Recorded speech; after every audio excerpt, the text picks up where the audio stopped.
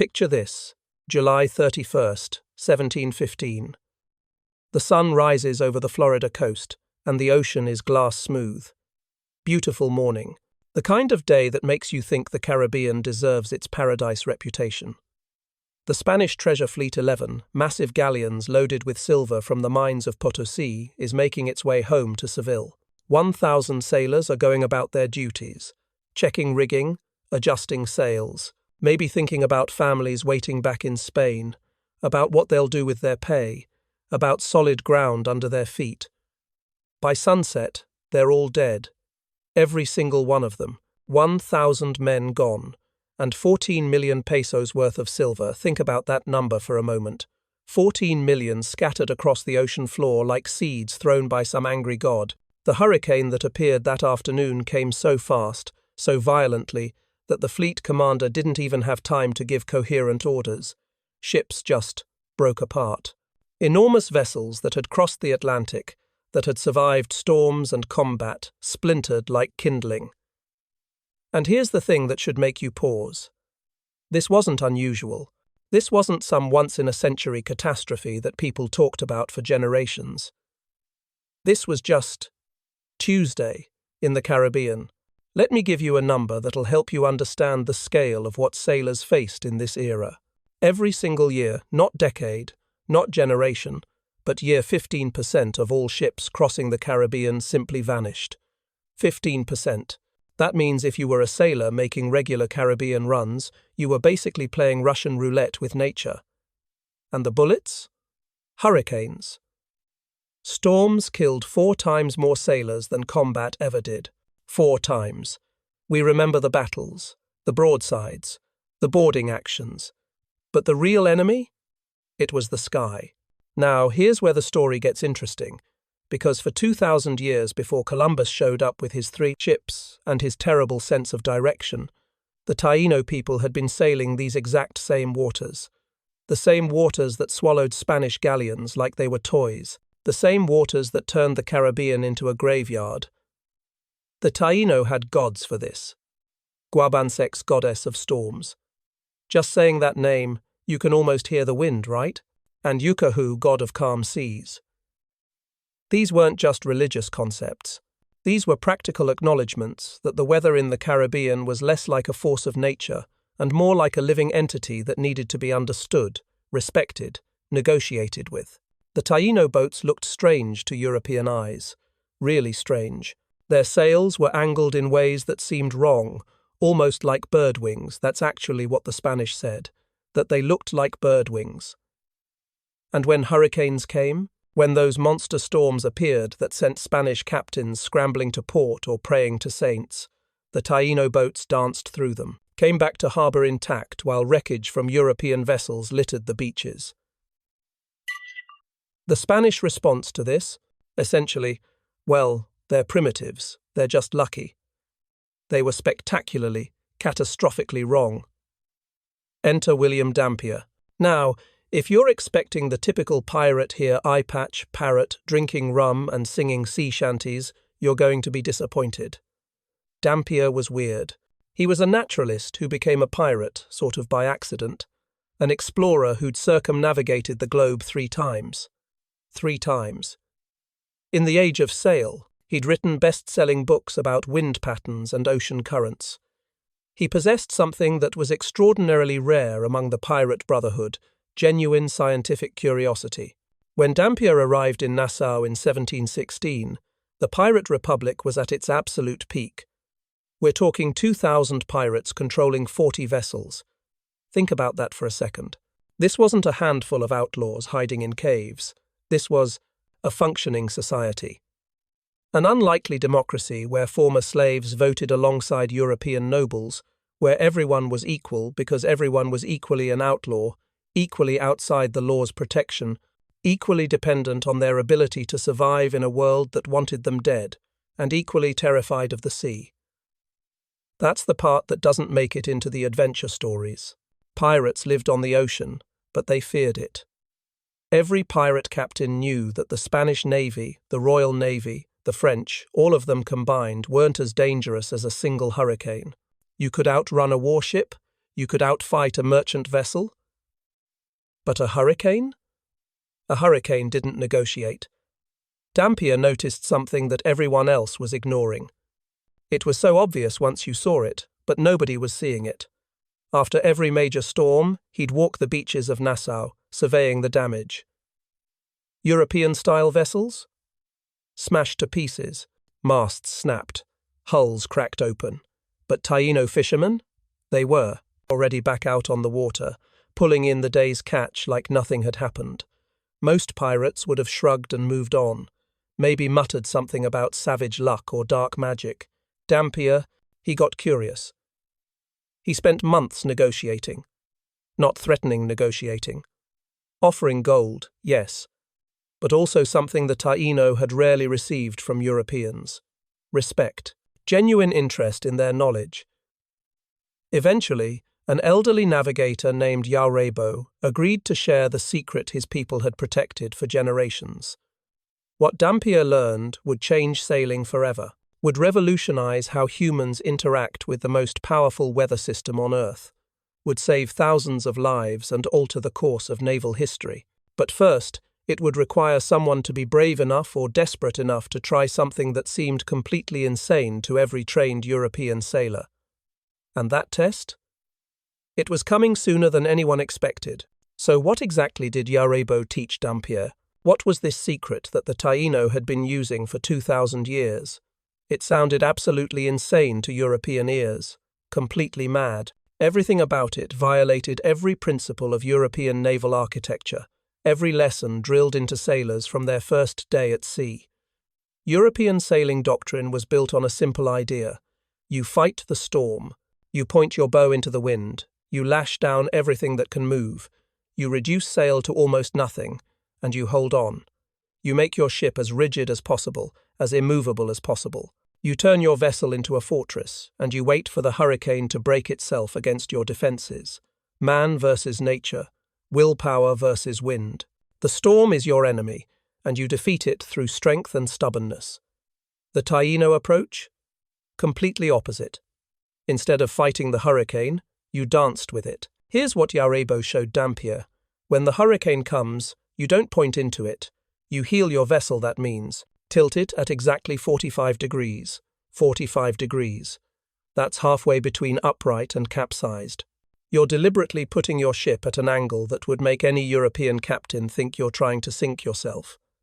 And at that angle, something remarkable happens. The ship itself becomes a kind of wing. The hull interacts with the water differently. The wind hits the sails differently. You're not fighting the hurricane anymore. You're using it. But that's only part of it. The sails, this is where it gets really interesting. Instead of one massive mainsail, the kind of sail that European ships relied on, you use multiple smaller sails. The Taino called the arrangement storm wings. And that name is perfect because that's exactly what they looked like. Each sail could move independently, like fingers of a hand. And just like fingers feeling texture, these sails were constantly feeling the wind's pulse, adjusting, responding, adapting. Think about what this requires. In a hurricane, with winds over 100 miles per hour, with waves tall as buildings, you need your crew to be actively managing 6 or 7 different sails simultaneously. Reading the wind, anticipating changes. Working together with split-second timing. It's the difference between playing a single note on a piano and playing a complex chord progression. Both make sound, but one requires exponentially more skill. Dampier spent months practicing in calm weather. His crew thought he'd lost his mind. These were hardened pirates, men who'd survived naval battles and mutinies, and they were out in Nassau Harbour learning to sail like, in their words, like some naked savage in a fishing boat. The mockery from other pirate crews was brutal, constant. Dampier's gone soft. Next, he'll be wearing feathers and worshipping coconuts. Then, September 2nd, 1716, happened. The hurricane formed near Jamaica with unusual speed. These days, we have satellites, weather, stations, computer models. We can watch hurricanes develop over days, track their every move. In 1716, You got maybe a few hours warning, if you were lucky, if you knew what signs to look for. Dampier's crew, 37 men total, got the news from a Taino fisherman who came racing into harbour. Guabansex is coming. Guabansex is angry. The sky was still blue. The wind was still calm. But the fisherman was terrified, and he knew what European sailors didn't. The signs were there if you knew how to read them. Dampier faced a choice, a real choice. He could play it safe, follow traditional methods, do what every other pirate captain would do, run for the most sheltered harbour available, and pray. Or he could trust this technique he'd been learning, this method that seemed insane, this knowledge from people his own civilization called primitive. His crew was diverse in a way that was unusual even for pirate ships. 6 former slaves who'd brought with them storm-riding songs, rhythmic chants that helped time difficult work. 4 Taino guides, including Yaurebo himself, who'd agreed to sail with Dampier to see if Europeans could really learn the old ways. And 23 European pirates, most of them skeptical, all of them scared. When the sky started darkening, when the wind started building, Dampier called his crew together. "Gentlemen," he said, and yes, we have this quote, preserved in a letter he wrote later, "we're either going to make history or become it. The traditional method gives us perhaps a 30% chance of survival. This new method? I honestly don't know. But I believe it's better. Who's with me?" 17 men immediately volunteered to take the ship's boat and row for shore. They made it. They survived. Good for them. 20 stayed with Dampier, 20 men willing to bet their lives on indigenous knowledge and their captain's faith in it. The hurricane hit like a freight train. One moment you could still see. The next, the world was water and wind and chaos. Winds reached 120 miles per hour. That's strong enough to pick up a grown man and throw him. Strong enough to turn rain into horizontal knives that cut exposed skin. "Heel to starboard," Dampier screamed over the wind. 45 degrees, deploy the storm wings." The crew executed the maneuver. Can you imagine what that took? Your ship is tilting at an angle that feels like capsizing. Waves are breaking over the deck. You can't see more than a few feet through the rain and spray. And you're supposed to calmly adjust 7 different sails in a precise pattern while the wind is literally trying to rip you off the rigging. This is where the African storm-riding songs became crucial. The Taino had their own timing methods, their own rhythms, but they didn't translate well to European crew structures. The African sailors taught everyone their chants. Simple, rhythmic, memorable. Pull when the thunder comes, hold when it goes. Pull when the thunder comes, hold when it goes. The rhythm helped coordinate sail adjustments when you couldn't see your fellow crew members, couldn't hear shouted orders over the wind's roar.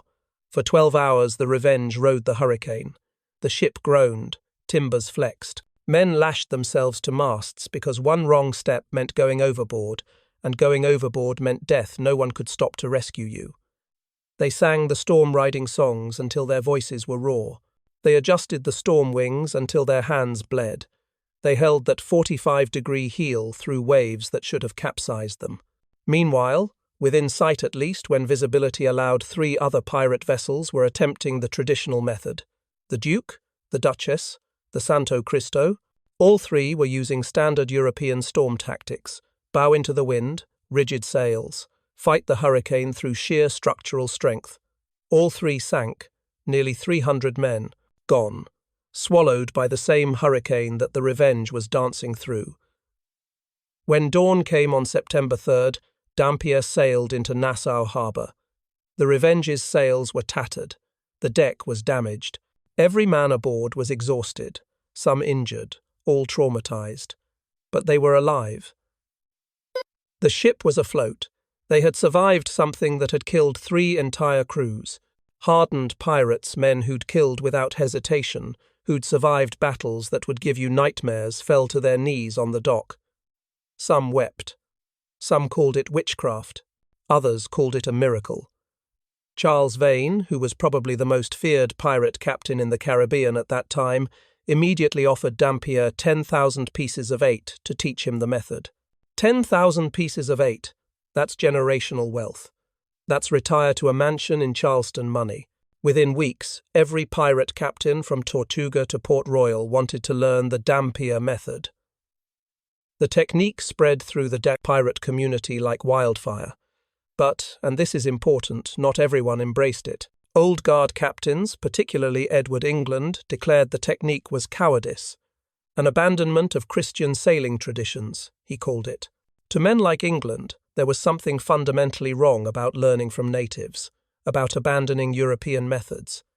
It wasn't just about sailing technique, it was about identity, about what it meant to be civilized versus savage, about maintaining cultural superiority, even when that superiority was literally getting you killed.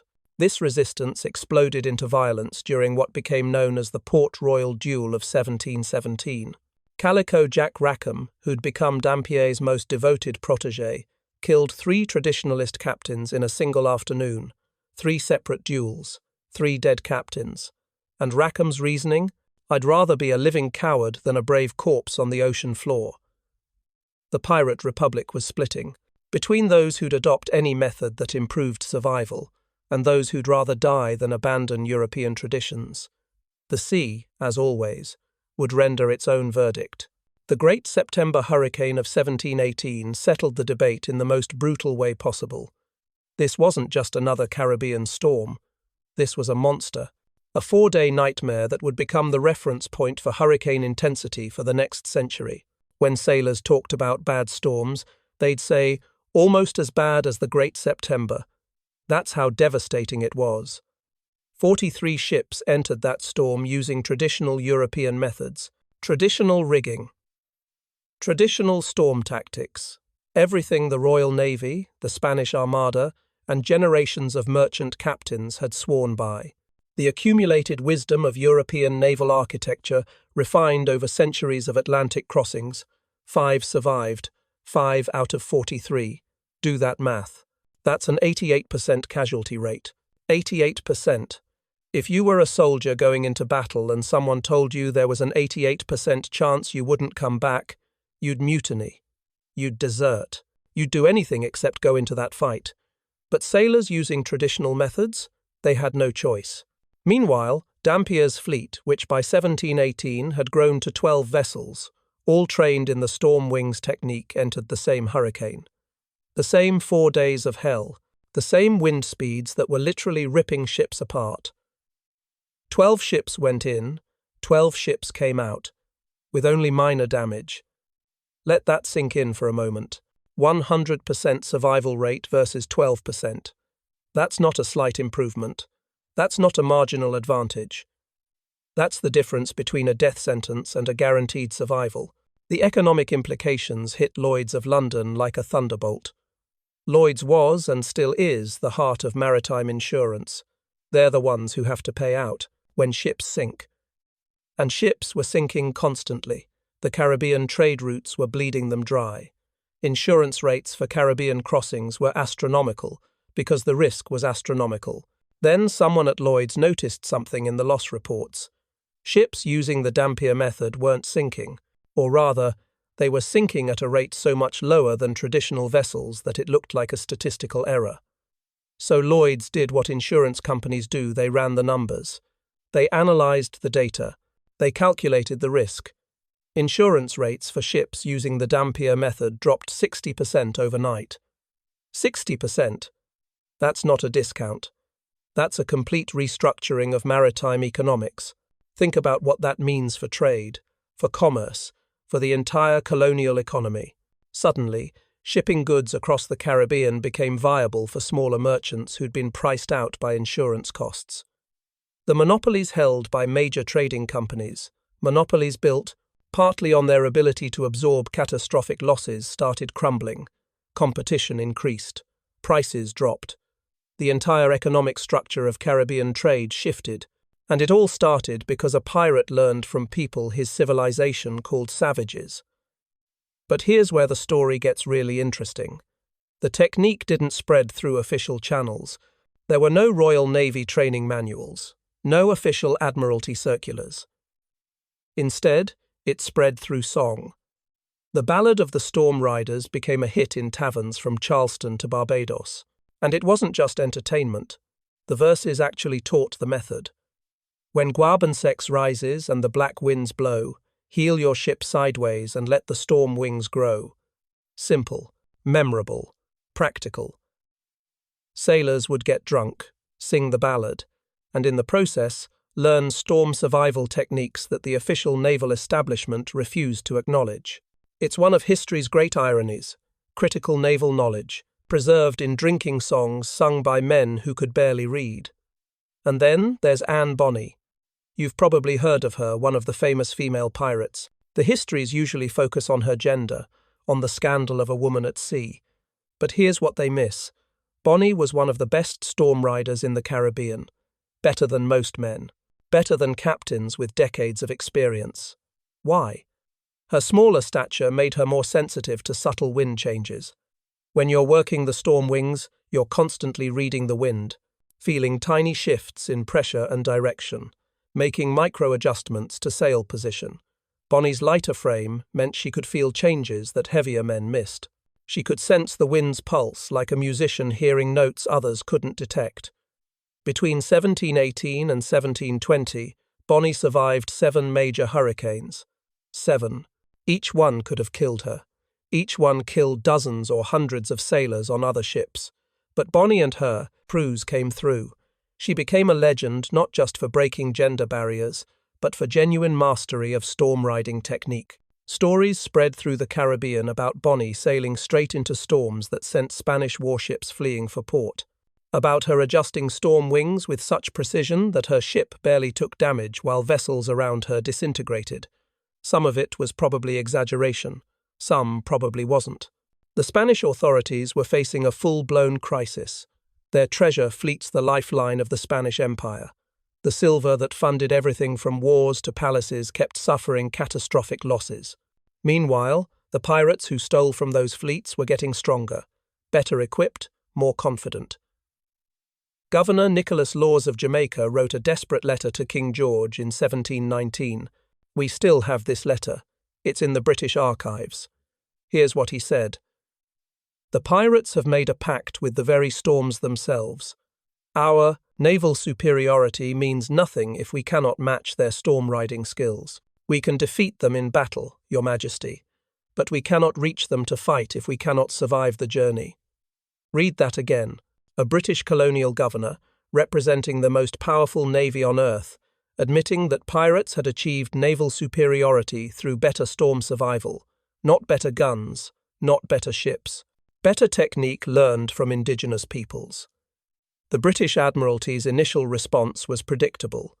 They banned the technique, officially prohibited Royal Navy vessels from using storm wings or the 45-degree heel. The reasoning? It was foreign corruption that would weaken British naval character. There was this belief deeply held that British sailors succeeded through courage and discipline, through adherence to proper British methods. Learning from pirates and natives would somehow contaminate that British character. But reality has a way of overwhelming ideology. Merchant losses were threatening to bankrupt Lloyd's of London. The insurance market was in chaos. Trade was suffering. And the Royal Navy itself was losing ships at unsustainable rates. Finally, pragmatism won. Admiral Edward Vernon, who was one of the few senior naval officers willing to admit that maybe, just maybe, pirates had figured something out, secretly hired Benjamin Hornigold to train Royal Navy crews. Hornigold was a pardoned pirate, one of the original storm riders who'd learned from Dampier himself. The training had to be secret because officially, the Admiralty still maintained that the technique was beneath British dignity. But Vernon knew the truth. He knew that the Empire couldn't afford to keep losing ships and sailors to hurricanes when a solution existed. So Royal Navy crews learned storm riding from a pirate in unofficial sessions that don't appear in any official records.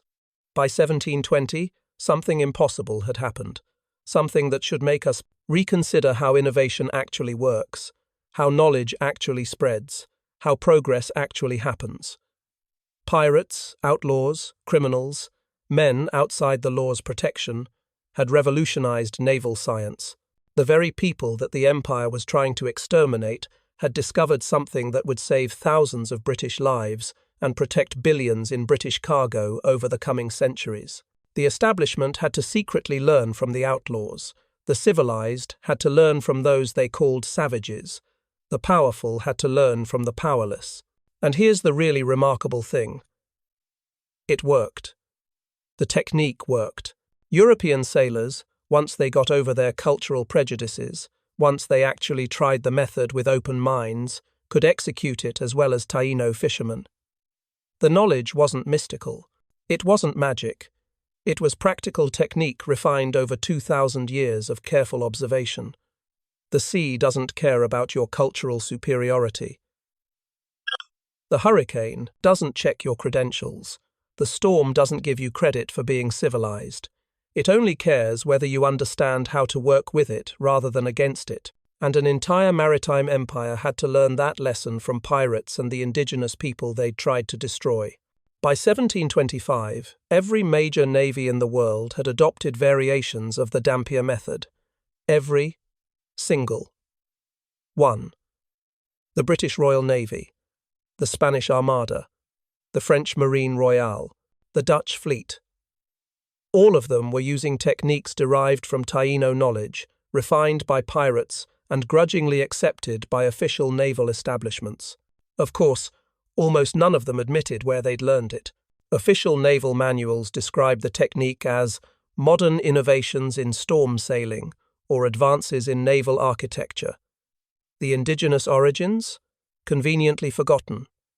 The pirate intermediaries? Erased from the record. It became European knowledge through the simple expedient of clow, Europeans refusing to acknowledge anyone else. But the economic effects? Those couldn't be hidden.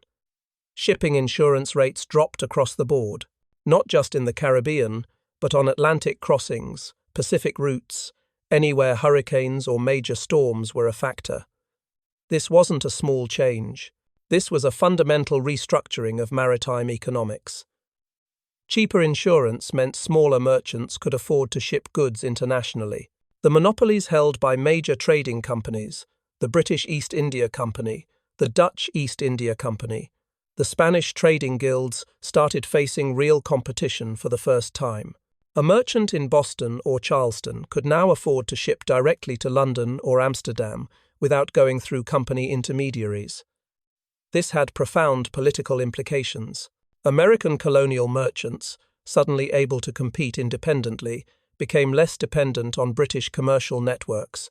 That independence, economic independence, fed directly into the political independence movement that would explode 50 years later. You can draw a direct line from storm wings to the American Revolution. It's not the whole story, obviously, but it's a thread that historians often miss. The human cost of European arrogance becomes staggering when you actually add up the numbers.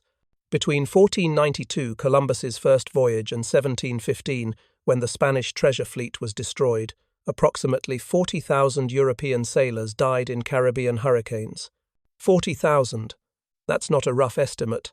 That's based on actual ship manifests, on logs that survived, on records kept by insurance companies and naval authorities. 40,000 deaths that could have been prevented. Should have been prevented. Would have been prevented if European colonizers had simply listened, if they'd approached indigenous peoples with curiosity instead of contempt, if they'd been willing to learn instead of assuming they had nothing to learn. The Taino had refined storm riding techniques over 2,000 years.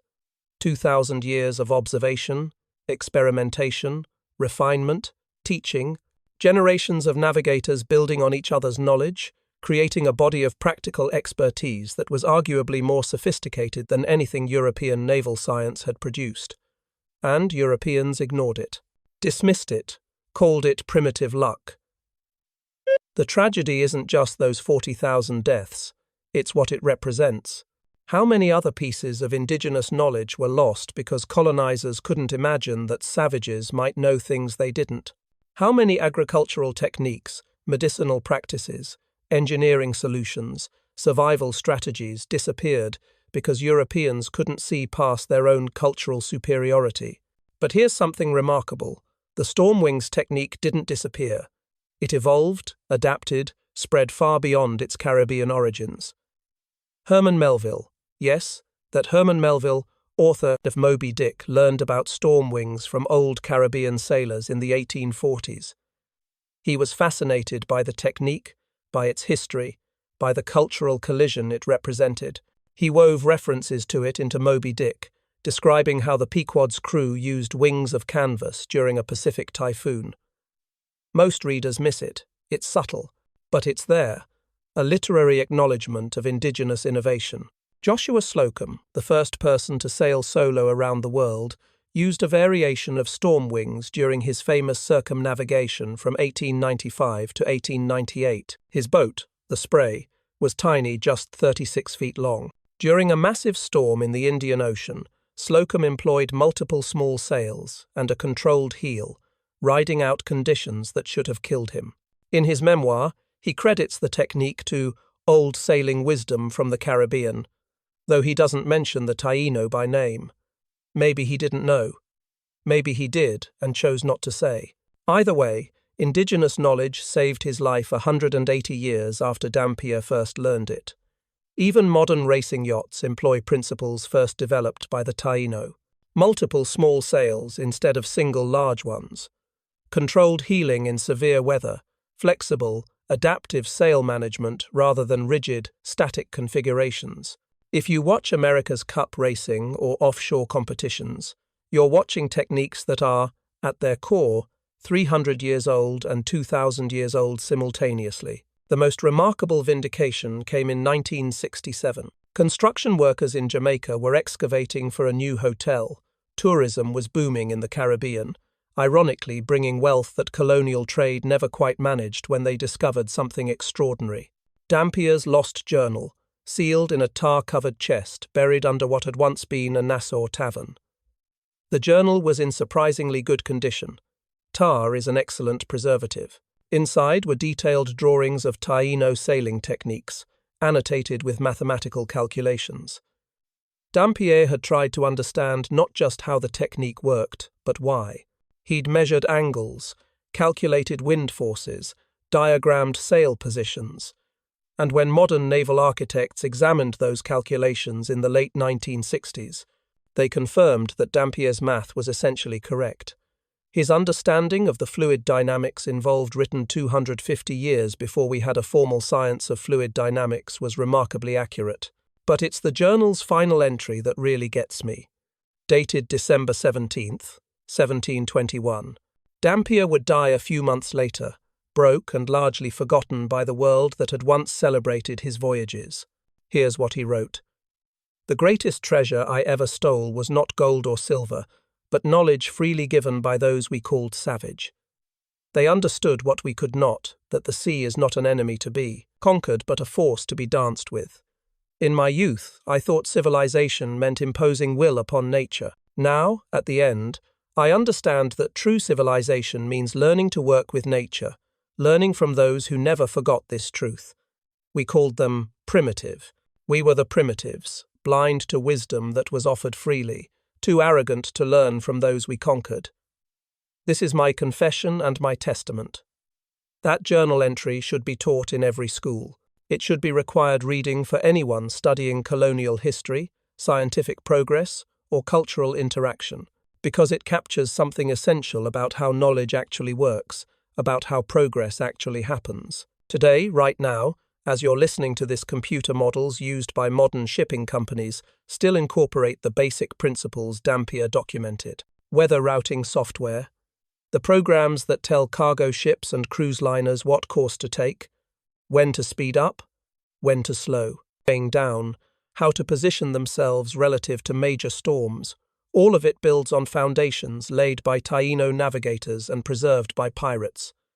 As climate change intensifies hurricanes, and it is intensifying them, we're seeing storms now that would have been considered impossible 50 years ago.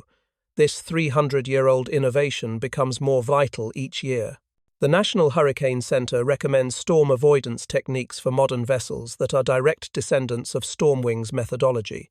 In Puerto Rico, in small coastal communities that have survived centuries of colonization and exploitation, Descendants of the Taino people still teach traditional sailing methods. Young people learning to read the wind, to feel storm patterns, to understand the sea as their ancestors did. The knowledge survived, not through official preservation, not through academic study, but through continuous practice, through teaching children who teach. Children who teach children. That knowledge survived conquest, survived colonization, survived centuries of dismissal and contempt, and it survived through the most unlikely preservation method imaginable, by being adopted by pirates, by outlaws, by people so far outside respectable society that they were willing to learn from anyone who could help them survive. The storm wings that once saved pirates now save pleasure cruisers, cargo ships, and naval vessels. Indigenous innovation, filtered through pirate desperation, has become standard maritime practice worldwide. Every year, thousands of people survive storms they might not have survived without this knowledge. They mostly don't know why their ships are configured the way they are. They don't know about Yaurebo teaching Dampier. They don't know about Anne Bonny reading the wind. They don't know about the Great September Hurricane of 1718, but they're alive because of it. That's the real treasure buried in this story. Not the gold and silver that pirates stole, not the glory of naval victories, but knowledge passed from generation to generation, knowledge that outlasted empires and ideologies, knowledge that proves that wisdom can come from anywhere if you're humble enough to recognize it. The Taino understood something that took Europeans centuries to learn. The sea is not an enemy to be defeated. It's a force to be respected, studied, understood, and worked with. They knew this 2,000 years before Columbus. They tried to share this knowledge. It took the desperation of pirates and the catastrophic loss of 40,000 lives before Europeans finally listened.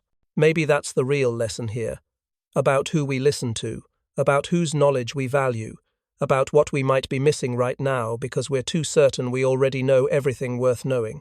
The storms are still coming, they always will be.